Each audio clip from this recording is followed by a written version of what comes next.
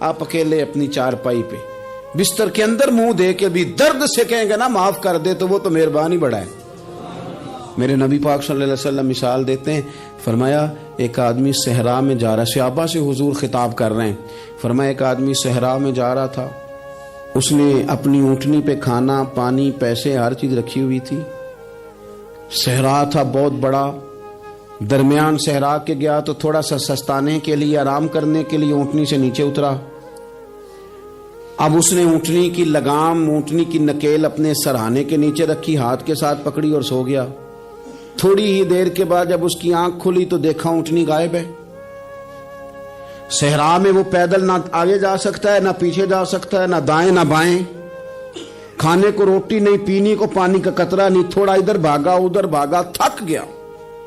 کریم محبوب فرماتے ہیں وہ پوری طرح نڈھال ہو گیا اور مایوس ہو گیا، معاذ اللہ، مایوس ہو کے دوبارہ اسی جگہ آ کے لیٹ گیا جہاں پہلے لیٹا تھا، انتظار کرنے لگا کہ اب موت ہی آئے گی، آخری وقت ہے، اب نہ میں پیدل یہ صحرا کراس کر سکتا ہوں، نہ پیچھے جا سکتا ہوں، نہ کھانا ہے نہ پانی ہے، سوائے موت کے کوئی سہارا نہیں۔ حضور فرماتے ہیں وہ رستے میں دوبارہ لیٹ گیا، اچانک اس نے رخ بدلا تو اونٹنی سامنے کھڑی تھی۔ حضور نے صحابہ سے پوچھا بتاؤ نا اسے بھلا کتنی کو خوشی ہوگی؟ یا رسول اللہ جسے نئی زندگی مل گئی ہے۔ آپ دیکھیں نا سارے ڈاکٹروں نے کہہ دیا کہ اس کے جو گردے معدہ جگر ہر چیز ختم ہے، گھر لے جاؤ خدمت کرو، ہر طرف پریشانی ہے۔ وہ بندہ بھی سمجھ گیا ہے کہ آخری وقت آ گیا، کل جاؤں پرسوں جاؤں، تیاری ہو گئی، سب لوگ آ گئے، باہر والے بھی آ گئے، یہ ماحول ایک عجیب رنگ اختیار کر گیا۔ اچانک ایک ڈاکٹر نے آ کے کہا نہیں نہیں غلطی لگ گئی تھی۔ مجھے بتائیے انداز کیا ہوتا ہے؟ بغیر دوائی کے بندہ اٹھ کے کھڑا نہیں ہو جاتا، او میں تو بچ گیا ہوں۔ نبی پاک صلی اللہ علیہ وسلم فرمانے لگے اس کی اونٹنی مل گئی، بتاؤ بھلا اسے کتنی خوشی ہوگی؟ یا رسول اللہ وہ تو دوبارہ دنیا میں آ گیا۔ حضور فرمانے لگے اسے کچھ بھی خوشی نہیں ہوئی۔ جب کوئی رب کا گناہگار بندہ آ کے توبہ کرتا ہے، رب کو اس سے کئی گنا زیادہ خوشی ہوتی ہے۔ میرا بندہ آ گیا ہے، میرا بندہ آ گیا ہے، میرے گھر آ گیا۔ اس نے آنسو بہائے ہیں، اس نے کہا اللہ میں تیرا ہی ہوں، تیرا ہی رزق کھاتا ہوں، تیری ہی زمین پہ رہتا ہوں، تیرے نام سے میری سانسیں چلتی ہیں۔ وہ آ گیا۔ فرمایا اس اونٹنی والے سے زیادہ رب کو خوشی ہوتی ہے جب گناہگار آ کے توبہ کرتا ہے۔ گناہگاروں کے آنسو اس کی بارگاہ میں بڑے مقبول ہیں، لیکن ہم رسم ادا کرتے ہیں، توبہ نہیں کرتے۔ ہم اپنے آپ کے ساتھ دھوکہ کرتے ہیں، جھوٹ بولتے ہیں۔ اللہ تبارک و تعالی اپنے بندوں کے حق میں رحمت والے فیصلے کرتا ہے، درگزر والا معاملہ فرماتا ہے۔ جگہ جگہ قرآن مجید میں اللہ تعالی نے اپنے بندوں پر رحمت کرنے کا ذکر فرمایا ہے۔ ان اللہ یغفر الذنوب جمیعا، فرمایا بے شک رب تمہارے سارے ہی گناہ معاف فرما دے گا، تم نا امید نہ ہونا، وہ معاف کر دے گا تمہیں۔ قرآن مجید میں فرمایا ان اللہ بالناس لرؤوف الرحیم، بے شک اللہ اپنے بندوں پر بڑا ہی مہربان اور نہایت ہی رحم کرنے والا، رؤوف اور رحیم ہے، بڑا مہربان ہے، کرم فرماتا ہے۔ اللہ تعالیٰ اپنے بندوں سے بڑا جلد راضی ہو جاتا ہے۔ ماں پیار کرتی ہے اپنے بچے سے، لیکن وہ ناراض بھی ہو جاتی ہے بعض چیزوں پہ، بعض معاملات اس کا دل بھی دکھاتے ہیں، بعض جگہ وہ رو کے یہ بھی کہتی ہے کہ تو نے میری محبت کا کوئی نتیجہ نہیں مجھے دیا، میری ساری کمائی تو نے ضائع کر دی۔ والد بہت ساری جگہوں پہ ناراض ہوتا ہے، شکوہ کرتا ہے، کہتا ہے میری بیماریوں کی، پریشانیوں کی، بڑھاپے کی، کمزوریاں کا سبب بیٹے تو ہی بن گیا، یہ ساری تکلیفیں تو ٹھیک ہو جائیں تو میری شاید عمر بھی بڑھ جائے، صحت بھی ٹھیک ہو جائے، میں زیادہ دیر جوان رہ سکوں۔ ناراض ہوتے ہیں ماں باپ، اسی طرح ماں باپ راضی بھی ہو جاتے ہیں، وہ بڑی جلدی راضی ہو جاتے ہیں۔ میں اکثر کہتا ہوں کہ والد کو راضی کرنے میں 5-7 منٹ لگ جاتے ہیں، اماں تو 1.5-2 منٹ میں راضی ہو جاتی ہے۔ ابا جی کو 5-7 منٹ لگتے ہیں، کئی دفعہ کہنا پڑتا ہے، کوئی دلائل دینے پڑتے ہیں، لیکن والدہ کے لیے تو کچھ بھی نہیں، آپ نیرا جا کے پیروں میں بیٹھ ہی جائیں، کچھ بھی نہ کریں، آپ پورا روئیں نہ رونے والا منہ ہی بن جائے تو اماں تو نرم ہی نرم ہے، جس وقت جو مرضی آپ کرا لیں ہو گیا۔ اللہ تبارک و تعالی بلا مثال و بلا تشبیہ سمجھانے کے لیے عرض کرتا ہوں، اللہ بھی بعض معاملات میں اپنے بندوں سے ناراض ہو جاتا ہے۔ وہ کہتا ہے میں تکبر کرنے والوں کو پسند نہیں کرتا، وہ کہتا ہے فسادی پسند نہیں ہے، وہ فرماتا ہے کہ راہوں میں کجی کرنے والے پسند نہیں ہیں، وہ فرماتا ہے کہ بدعہدیاں کرو گے تو میں صبح قیامت تم سے سوالات کروں گا۔ اللہ تبارک و تعالیٰ بہت ساری چیزوں کو ناپسند کرتا ہے، ناراض ہو جاتا ہے، بلکہ نبی پاک صلی اللہ تعالی علیہ وسلم نے فرمایا تم بات کرتے کرتے کوئی ایسا جملہ بول دیتے ہو کہ رب اتنا ناراض ہوتا ہے کہ تمہیں پتہ بھی نہیں ہوتا، تمہارے لیے جہنم کا فیصلہ کر دیتا ہے۔ اس لیے پہلے تولو پھر بولو، خود اپنے لفظوں کی تو تم پہرے داری کرو نا کہ میں کیا کہہ رہا ہوں۔ اور حضور یہ بھی فرماتے ہیں کہ اس کا دوسرا پہلو بھی ہے، بعض اوقات تم بات کرتے ایسا جملہ کہتے ہو وہ اتنا راضی ہوتا ہے کہ تمہارے لیے جنت کا فیصلہ فرما دیتا ہے۔ ان کاموں کی طرف بڑے جن سے اللہ راضی ہوتا ہے۔ میرے نبی پاک صلی اللہ تعالی علیہ وآلہ وسلم نے ارشاد فرمایا، بعض احادیث میں لفظ یہ ہیں کہ اللہ اپنے بندوں کو دیکھ کے مسکراتا ہے جو اس کی شان کے لائق ہے۔ جس ترتیب سے ہم مسکراتے ہیں، جس ترتیب سے ہم روتے ہیں، جس ترتیب سے ہم کسی بات کا اظہار تشکر کرتے ہیں، خدا ان باتوں سے پاک ہے۔ اب بہت ساری حدیثوں میں آیا کہ وہ مسکراتا ہے، تو کیا مطلب ہے مسکرانے کا؟ تو علماء تفسیر نے لکھا ہے مسکرانے کا مطلب یہ ہے کہ وہ بڑا ہی راضی ہوتا ہے اپنے بندے سے، بڑا راضی ہوتا ہے، یہ مطلب ہے۔ ایک تو مسکرانے کا مطلب یہ کہ وہ بڑا راضی ہو گیا، وہ مسکرا دیا اپنے بندے پہ۔ اور ایک اس کا معنی خود نبی پاک صلی اللہ تعالی علیہ وسلم نے بیان فرمایا، مسند امام احمد بن حنبل میں حدیث ہے، حضور سید عالم علیہ السلام سے صحابہ نے پوچھا یا رسول اللہ شہید تو بڑے لوگ ہوتے ہیں، شہیدوں میں افضل کون ہے؟ تو اللہ کے حبیب علیہ الصلوۃ والسلام فرمانے لگے وہ والا بندہ جو ڈٹ گیا تھا کافروں کے مقابلے میں، وہ ہلا نہیں، پوری طرح ڈٹ کے جو لڑا وہ شہداء میں افضل ہے۔ حضور فرماتے ہیں وہ جنت کے بالا خانوں میں سیر کرے گا اور رب اسے دیکھ کے مسکرائے گا، رب اسے دیکھ کے مسکرائے گا، اللہ تعالیٰ مسکراتا ہے اسے دیکھ کے۔ اور اگلے جملے میں حضور نے وضاحت کر دی، فرمایا جب رب دنیا میں کسی پر مسکراتا ہے نا تو اس کا معنی یہ ہے کہ قیامت میں پھر اللہ اسے حساب کوئی نہیں لے گا۔ جس پر اللہ دنیا میں مسکرا دیا اس سے کوئی حساب، تو وہ کام ڈھونڈنے چاہیے نا جس سے اللہ مسکرائے۔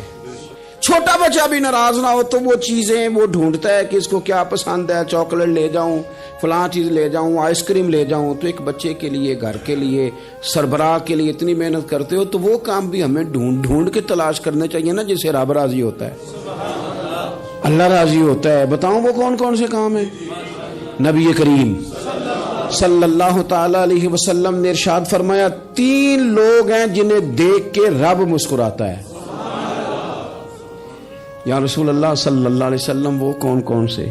تو محبوب فرمانے لگے ایک وہ بندہ ساری مخلوق سوئی ہے، آدھی رات ہے، رات کا پچھلا پہر ہے، اس نے اٹھ کے وضو کر لیا، مصلی پہ کھڑا ہو گیا خدا کی یاد میں، فرمایا اسے دیکھ کے رب مسکراتا ہے جو اس کی شان کے لائق ہے۔ مسکراتا ہے اللہ۔ یہ تو سونے کا ٹائم تھا، یہ تو گہری نیند آنے کا وقت تھا، رات کا پچھلا پہر۔ اور سننا میرے بھائی، میرے نبی پاک صلی اللہ تعالی علیہ وسلم فرماتے ہیں جب مسلمان نماز کے لیے صفیں بناتے ہیں نا، ترتیب لگ رہی ہوتی ہے، اب اللہ کی بارگاہ میں کھڑے ہوں گے، قیام کریں گے، رکوع کریں گے، سجود کریں گے، فرمایا جب مومن صفیں بناتے ہیں تو رب دیکھ کے مسکراتا ہے، مسکراتا ہے۔ کمال ہو گئے عروج بندگی کا، جب بندے کو دیکھ کے رب مسکرائے۔ خدا بندے سے خود پوچھے بتا تیری رضا کیا ہے، مسکراتا ہے۔ اور میرے نبی پاک علیہ السلام فرماتے ہیں جب مجاہد جہاد کے لیے صفیں سیدھی کرتے ہیں، آج تو یہ رب کے نام پہ مرنے ہی آ گئے، یہ صفوں میں کھڑے ہوں گے، ترتیب سے لڑیں گے، ترتیب سے گلا کاٹیں گے کافروں کا یا شہادت لیں گے۔ فرمایا جب جہاد کے لوگ صفیں بناتے ہیں تو رب انہیں دیکھ کے مسکراتا ہے۔ کتنے نصیبوں والا وہ بندہ ہے جسے دیکھ کے مسکرا دیا. او یار کبھی تیرا بیٹا تیرے سامنے مسکرائے نا چھوٹا تو تیرا دل باغ باغ ہو جاتا ہے. تیری ماں بیمار کسی ایک دن صحیح طرح ہنس پڑے تو طبیعت خوش ہو جاتی. مجھے بتاؤ نا جس کا رب بھی اسے دیکھ کے ہنس پڑے جو اس کی شان کے لائق ہے. کیا اس بندے کے نصیبے ہیں, کیا اس کے مقدر ہیں.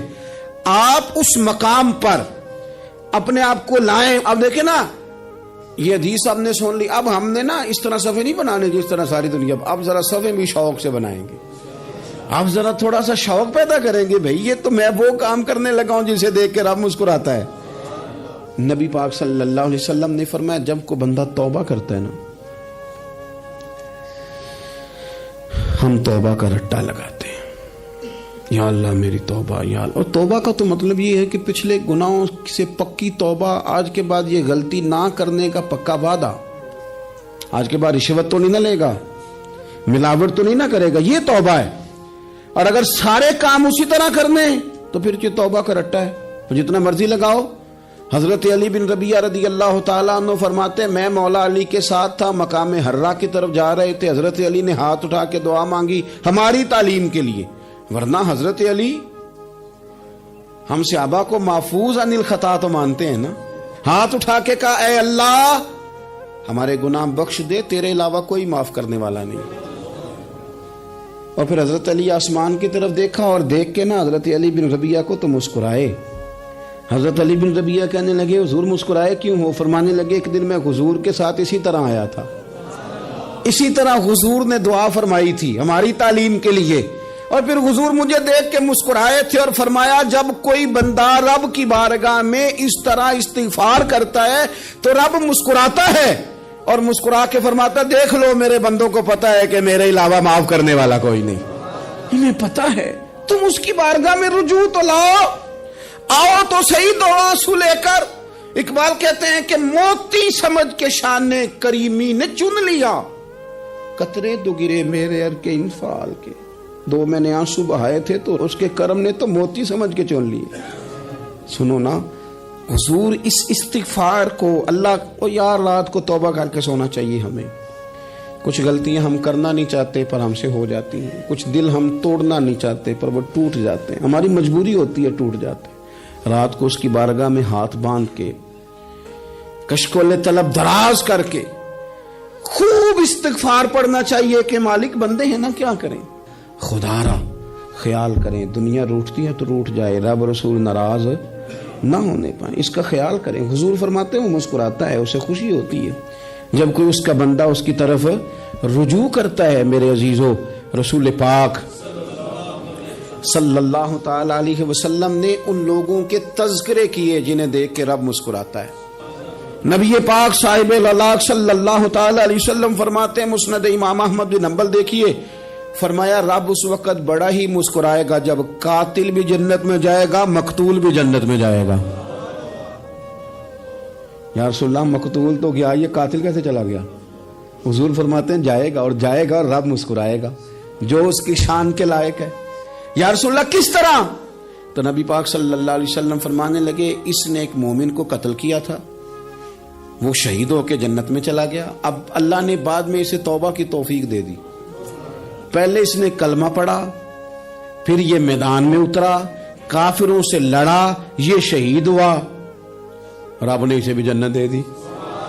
قاتل بھی جنت میں, مقتول بھی جنت میں. اور بات اتنی انوکھی ہے کہ رب دیکھ کے مسکرا رہا ہے جو اس کی شان کے لائق ہے.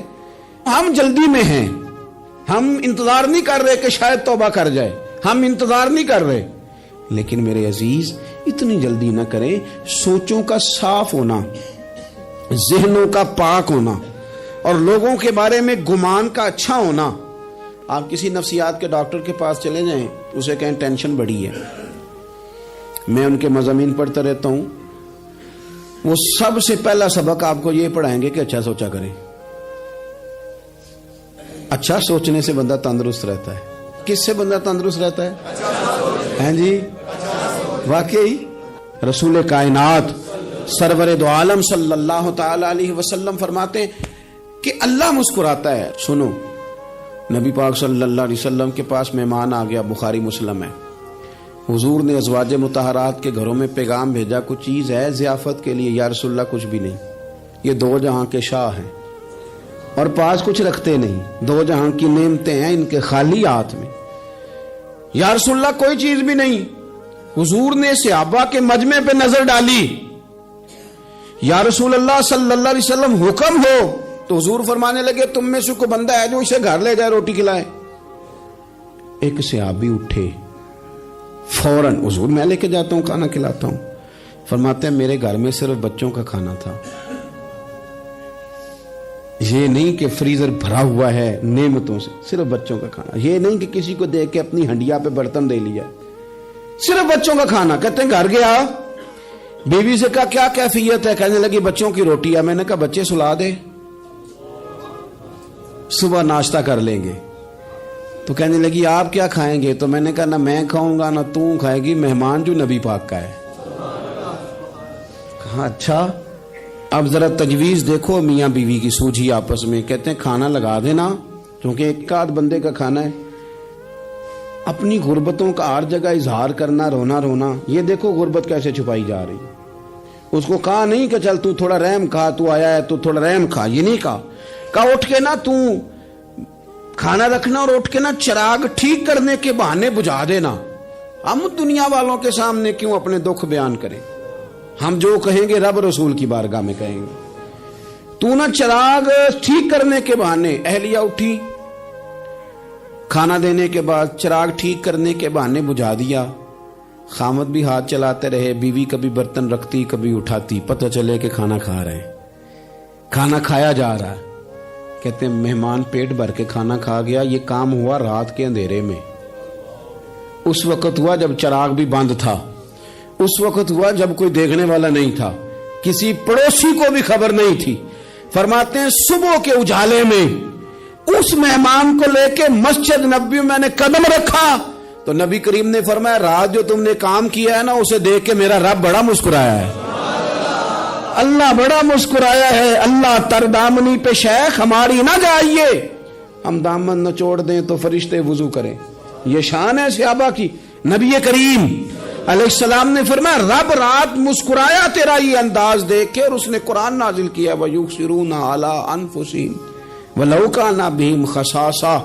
کچھ لوگ وہ ہیں جنہیں بڑی بھی ضرورت ہو تو دوسروں پر اثار کر دیتے ہیں، قربانی دے دیتے ہیں۔ رب مسکرایا ہے۔